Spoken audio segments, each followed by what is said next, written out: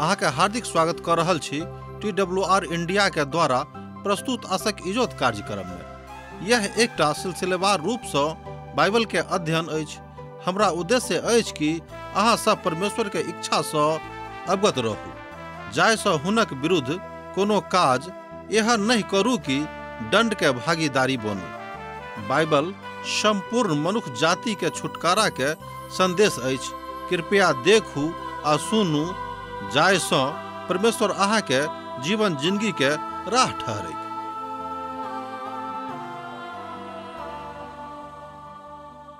आशा के इजोत मैथिली कार्यक्रम में हम एक बेर और अहाँ के अभिनंदन प्रभु यीशु मसीह के मीठ आ पवित्र नाम से कह रहल छी। आजुक दिन हमरा सब यहोशुआ पोथी के 17 अध्याय आ 18 अध्याय के किछ मुख्य बातक दिस ध्यान देब। अहाँ एहि बातक पुनः स्मरण कऽ सकलहुँ हैं कि जे मनस्से के गोत्रक विभाजन भऽ गेल रहै, एहि कारणे हुनक भूमि आ धाम दोनों के विभाजन भऽ गेलनि। हुनक गोत्रक आधा भाग यरदन नदी के पूर्वी कछार पर बसि गेलाह आ अर्ध भाग ओहि ठाम सँ परेलाह आ ओ हुनका सभक ओहि ठाम सँ कतहु दोसर दिस लऽ गेलनि। एहि अध्याय में एकटा बड़ महत्वपूर्ण घटना भेल छैक, तकरा विषय में हमरा लोकनि एहिठाम देखैत छी जे यूसुफक धिया पुता के विषय में अछि। विशेष रूपे एप्रेमक विषय में बतायल गेल अछि। तकरा लेल 17 अध्याय के 14 वचनक दिस अहाँ कनिक विशेष रूप में ध्यान दियौ। यूसुफक संतान यहोशू सँ बाजय लगलाह, हमरा सब गिनती में बड़ कम छी, कियाक तऽ अखन धरि प्रभु हमरा आशीष देने आबि रहल छथि। मुदा एक बादो अहाँ कियाक चिट्ठा डालि कऽ हमरा मात्र एके अंश दिलहुँ हैं। एहि बातक अहाँ कनिक देखबै। जो अहाँ एहि वचन के आत्मिक रूप में देखै छी, एहि 17 अध्याय के 14 पदक, तऽ अहाँ बुझि जेबै कि हुनका मन में ई भावना आबि गेलनि कि हमरा लोकनि तऽ कम छी, एहिके बादो कियाक हमरा एकेटा अंश देवल गेल अछि। ई एकटा मनुखक स्वभाव अछि। हमरा सभक केतो मिलैत अछि, हमरा सभक लग संतुष्टि नहि थिक। एप्रेम एहि द्वारा शिकायत कऽ रहल छलाह, कारणे हुनका सभक भागक हिस्सा बड़ कम छल।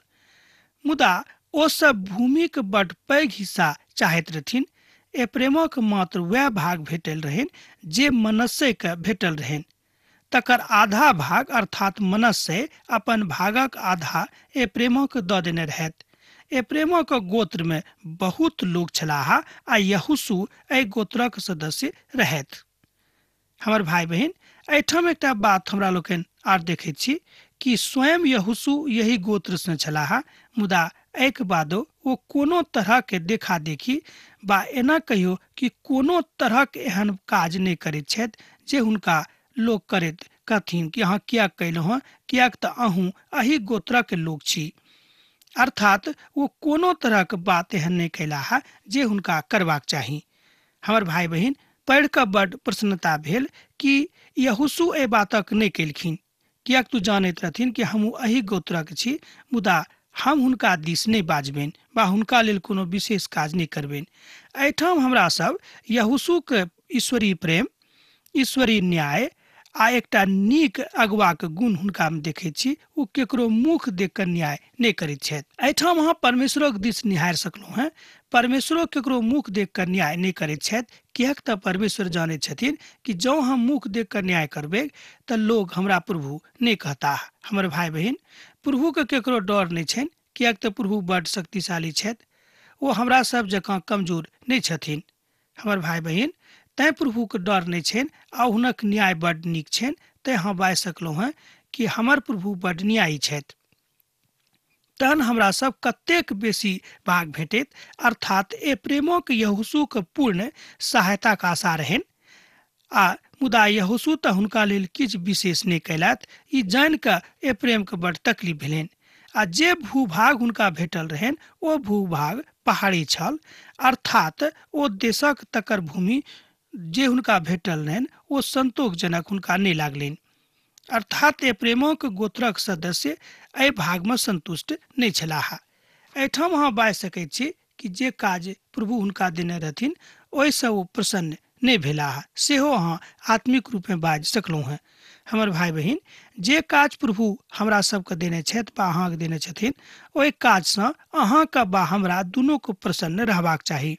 किएक तऽ परमेश्वरक न्याय बड्ड नीक होइत अछि आ उ बात अहूँके लेल बड्ड नीक अछि।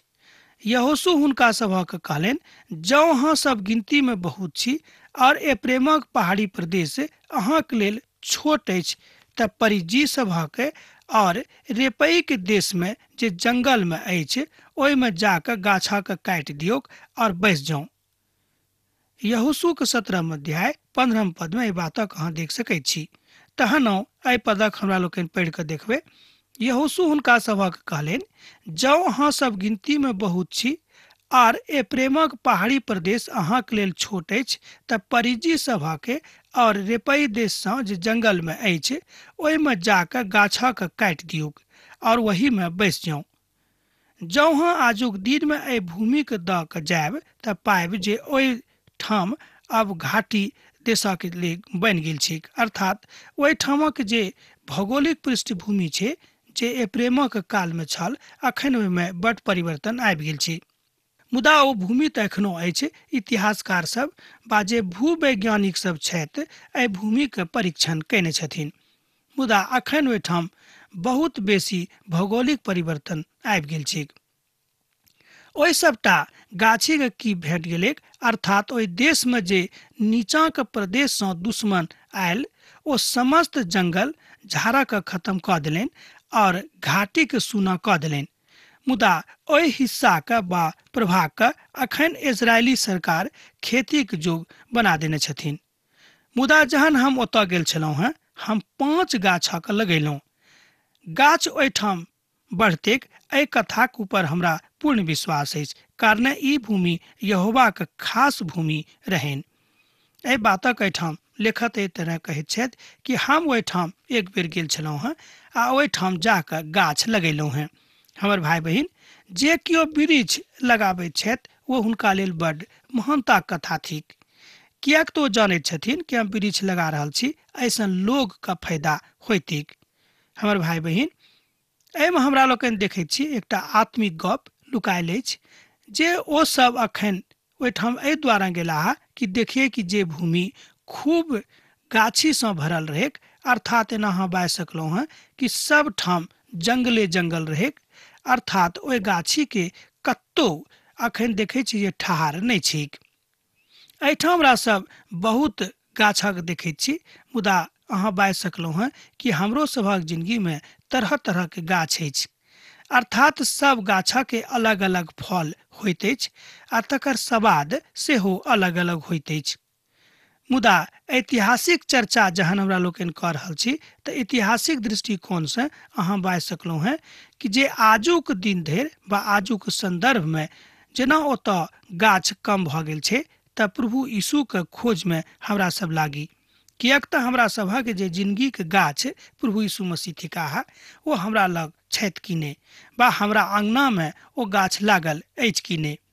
एहि बातक चिंता करनाइ बड्ड जरूरी अछि।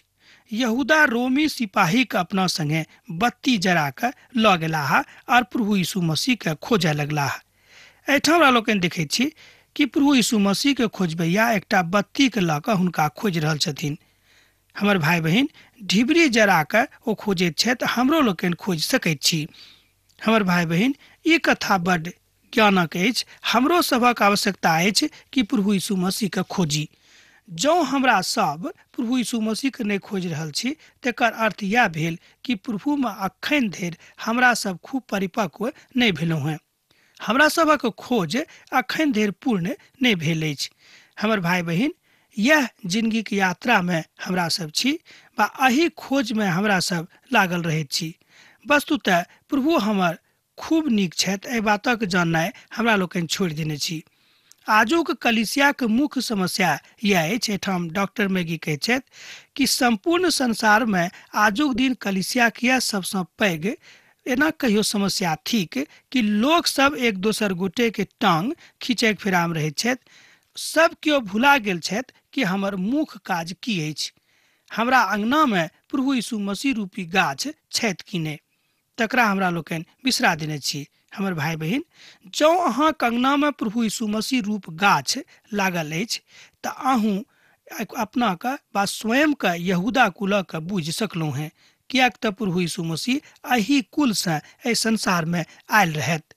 यहोशू अपन गोत्रक लोकक बड नीक आ भावमय उत्तर दैत छथिन। आ फेर यहोशू ए प्रेमी और मनस्सई सँ अर्थात यूसुफक समस्त घराना से बाजलथि, हाँ, अहाँ सब तऽ गिनती में बहुत छी और अहाँ सब में सामर्थ्य सेहो बड अछि, तैं अहाँ सभक मात्र एके भाग नहि भेटत। एहिठाम हमरा सब देखैत छी कि परमेश्वरक न्याय हुनका सभक संगे होइत अछि आ प्रभुक न्याय हुनका देखय में नीक लागैत छनि। तहन एहिठाम ए प्रेमक दिस बाजैत यहोशू खूब भावुक भऽ जाइत छथि आ भावुकता में आबि कऽ ई बातो कहैत छथिन। हमर भाई बहिन, एहिठाम जे हुनक भावुकता छनि ओ बड नीक छनि, अर्थात ओ प्रभु सँ बड प्रसन्न छथि। तहन अहाँ यहूठाम जँ यहोशूके दिस देखबै तऽ यहोशू एहिठाम बड नीक सेना नायकक रूप में, अगुवाके रूप में आ एकटा नीक भाइके रूप में प्रस्तुत होइत छथि। कि आजुक अगुवाके स्वभाव एहि तरहक छनि कि ओ अपन समस्त मंडलीके एहि तरह लजाबैत छथि। हमर भाई बहिन, एही बातक कमजोरी आजुक कलीसियाके अछि। हमरा सब जे केओ प्रभु यीशु मसीहके काज करैत छी कि हुनका सबमे एहि तरहक प्रेम छनि, ई बात लेखक पूछैत छथिन। जँ अछि तऽ बड खुशीके बात, बड आनंदक बात अछि। आगू लेखक कहैत छथि कि एहिसँ बढ़ि कऽ आर दोसर कोनो खुशीके बात नहि भऽ सकैत अछि। मुदा जँ हमरा सब स्वयं एहि बातक नहि जानैत छी तेकर मतलब यह भेल कि अखन धरि हमरा सब प्रभुके नीक प्रेमसँ अवगत नहि भेलहुँ हैं। सुनि कऽ तमसायब नहि, कियाक तऽ प्रभु की वचन अछि तैं हम अहाँके बता रहल छी। पहाड़ी देश सेहो अहाँके भऽ जायत।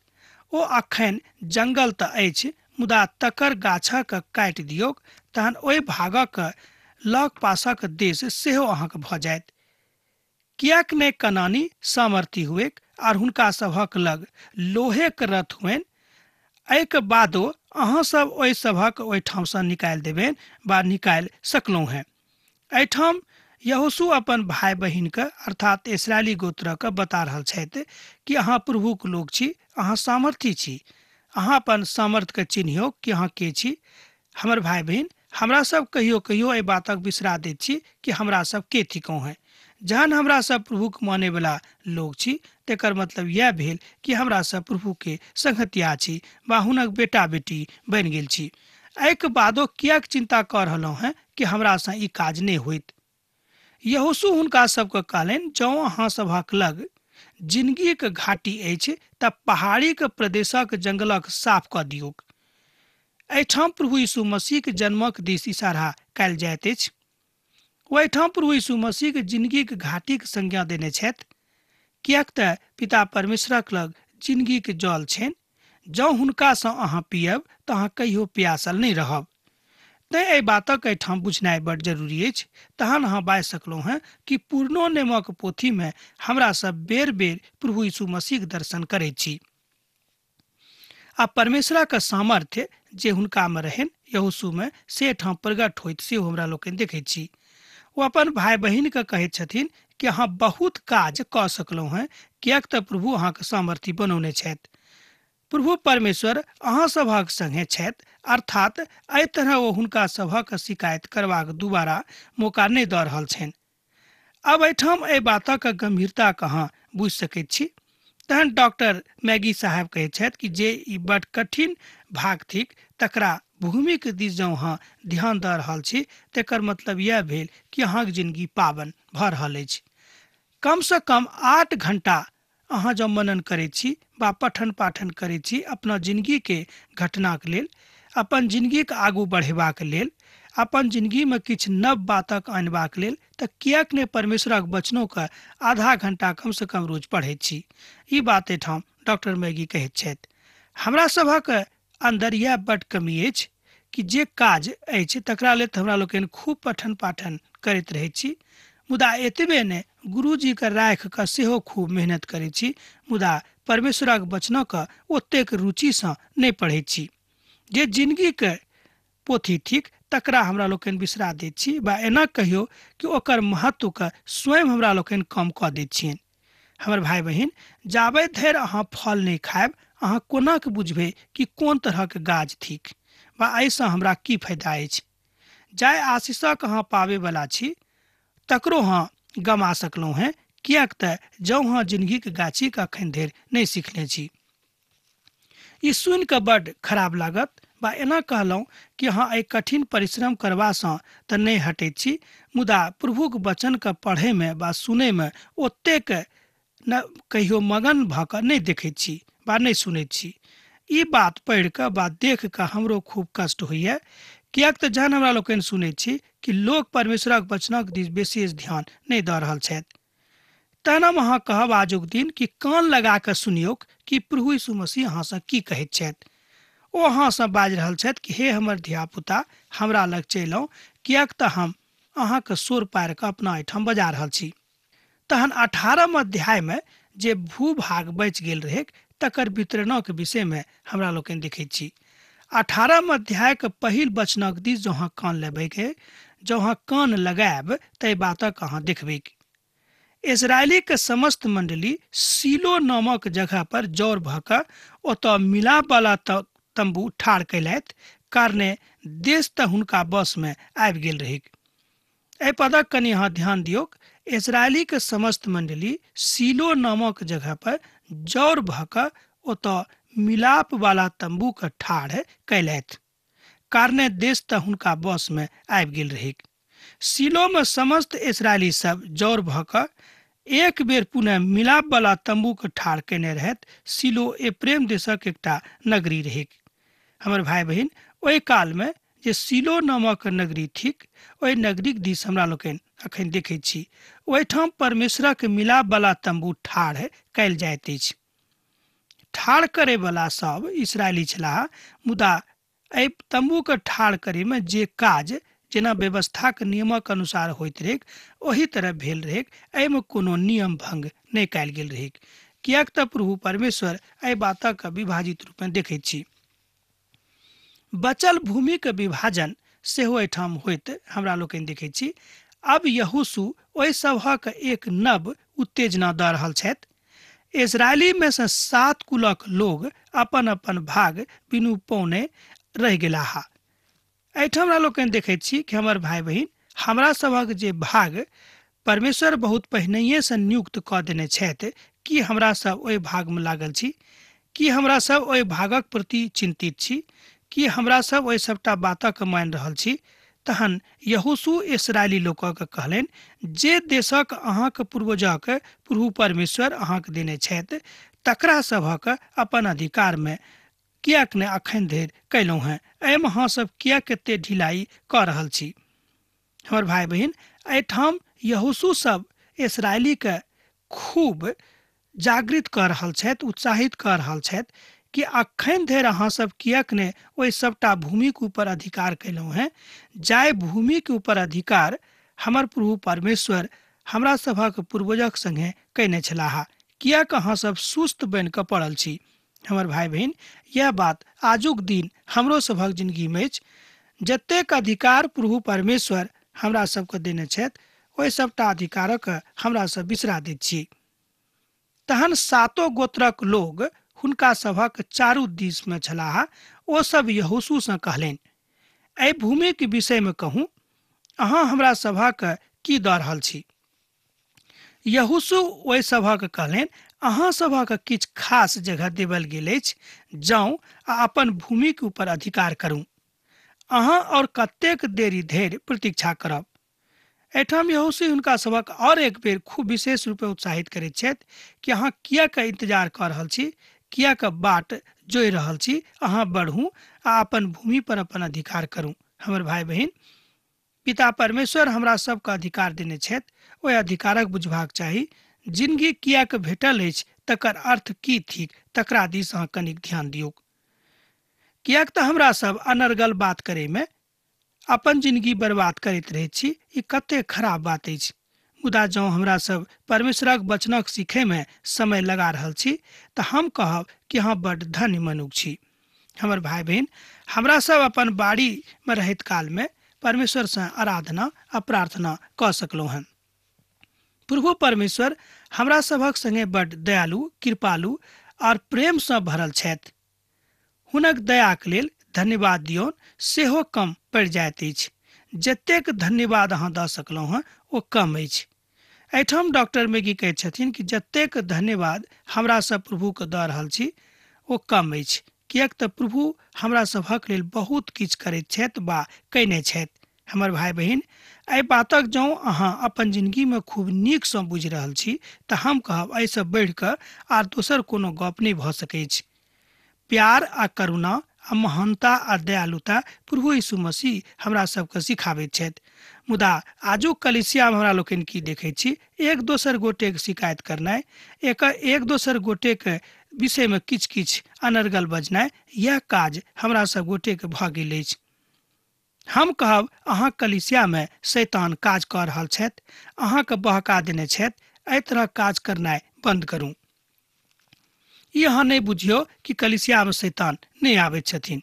एहिठाम डॉक्टर मैगी कहैत छथि कि शैतान खूब चलाकीसँ कलीसियामे घुसि कऽ जे केओ आत्मिक रूपमे खूब मजबूत भऽ रहल छथि हुनका ओ कमजोर करैके फेरामे रहैत छथिन।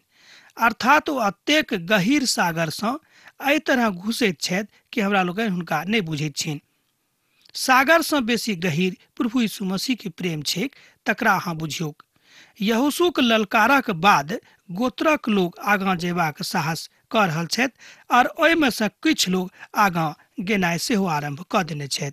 एहि बातक हमरा लोकनि एहि पोथीमे देखैत छी। जे अधिकार प्रभु यीशु मसीह अहाँके देने छथि ओहि अधिकारक ऊपर अहाँ ध्यान करियौक, मनन करियौक आ तकरा प्रति सेहो आसक्त रहियौ आ प्रार्थना करियौक।